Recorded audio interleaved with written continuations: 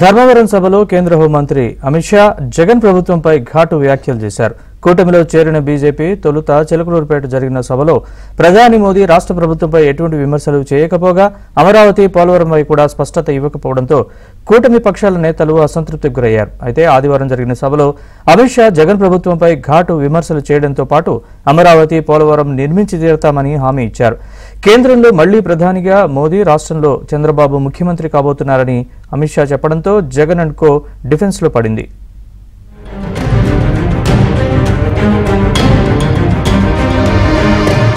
ఏపీలో సార్వత్రిక ఎన్నికల సమరంలో దశాబ్ద కాలం తరువాత టీడీపీ, జనసేన, బీజేపీ మళ్లీ జతకట్టాయి. సీట్ల సర్దుబాటులో భాగంగా బీజేపీ 10 అసెంబ్లీ, 6 లోక్సభ స్థానాల్లో పోటీ చేస్తోంది. ఈ నేపథ్యంలోనే కొద్ది రోజుల క్రితం చిలకలూరిపేటలో జరిగిన మొదటి కూటమి సభలో ప్రధాని మోదీ రాష్ట్రంలో మంత్రుల అవినీతి పెరిగిపోయిందని వ్యాఖ్యానించారు. అంతకు మించి జగన్ ప్రభుత్వంపై ఎటువంటి వ్యాఖ్యలు చేయకపోవడం చర్చనీయాంశమైంది. అటు ప్రధాని సభలో తలెత్తిన భద్రతా లోపాలపై బీజేపీ, టీడీపీ నేతలు ఫిర్యాదు చేసినప్పటికీ వారం రోజుల తర్వాత పల్నాడు ఎస్పీతో పాటు గుంటూరు రేంజ్ ఐజీని కూడా బదిలీ చేశారు తప్ప అంతకు మించిన చర్యలేవీ లేవు. దీంతో కూటమి పక్షాల్లో అసంతృప్తి ప్రారంభమైంది.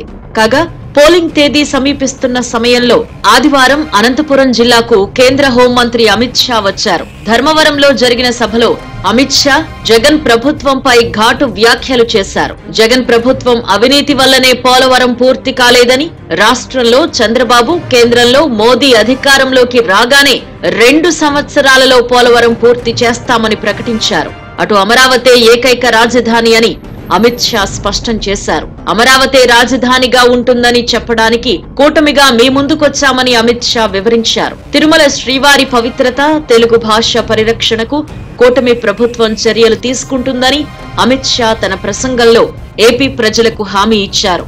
ఆంధ్రప్రదేశ్ కి రాజధాని अमरावती को फिर से राजधानी बनाने के लिए अलायंस किया है. जगन जी की सरकार ने अपने करप्शन से पोलावरम प्रोजेक्ट को लगभग डिले कर दिया है. भाई और बहनों, मैं आपको एक मोदी गारंटी कहने आया हूं. आप आंध्र प्रदेश में चंद्रबाबू जी की सरकार बना दीजिए, ऊपर नरेंद्र मोदी सरकार बना दीजिए. 2 ही साल में पोलावरम प्रोजेक्ट को हम समाप्त कर किसानों के खेत तक पानी पहुंचाएंगे. మరోవైపు అమిత్ షా చేసిన వ్యాఖ్యలతో అధికార పార్టీలో ఆందోళన బయలుదేరింది. వెంటనే రాష్ట్ర ప్రభుత్వ ప్రధాన సలహాదారుడు సజ్జల మీడియా ముందుకొచ్చారు. 2019 ఎన్నికల్లో చంద్రబాబు పోలవరాన్ని ఏటీఎంగా వాడుకున్నారు అని ప్రధాని విమర్శలు చేసిన విషయాన్ని సజ్జల ఇప్పుడు గుర్తు చేశారు. అదేవిధంగా తాము పోలవరం పూర్తి చేసేందుకు ప్రయత్నించామని చెప్పుకొచ్చారు.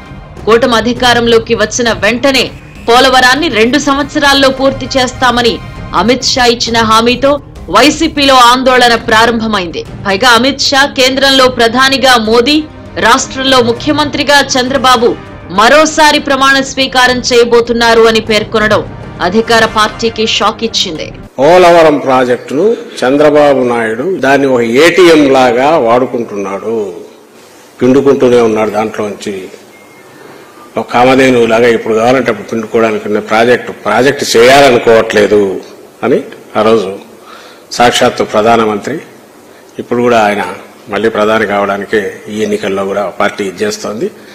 అండ్ అమిత్ షా గారికి కూడా ఈ విషయం తెలుసు. మొత్తానికి కేంద్రంలో నంబర్ 2గా ఉన్న కేంద్ర హోంమంత్రి అమిత్ షా రాష్ట్ర ప్రభుత్వంలో అవినీతి, అక్రమాలు, అమరావతి, పోలవరంపై చేసిన వ్యాఖ్యలు అధికార పార్టీలో తీవ్ర ఆందోళన రేకెత్తించాయి. ఎన్నికల సమయంలో ఇది తమను డిఫెన్స్ లో పడేయడమేనని వైసీపీ నేతలు ఆందోళన చెందుతున్నారు.